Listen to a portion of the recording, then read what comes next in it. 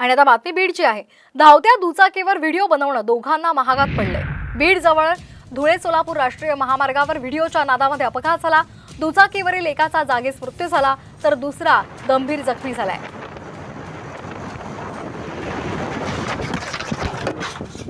आपण पाहतोय अशा पद्धतीचं धाडस करू नका। धावत्या दुचाकीवर व्हिडिओ बनवणं दोघांना महागात पडलेलं आहे। बीड जवळील धुळे सोलापूर राष्ट्रीय महामार्गावर व्हिडिओच्या नादात हा अपघात झालेला आहे। दुचाकीवरील एकाचा जागीच मृत्यू झालाय तर दुसरा गंभीर जखमी झालेला आहे।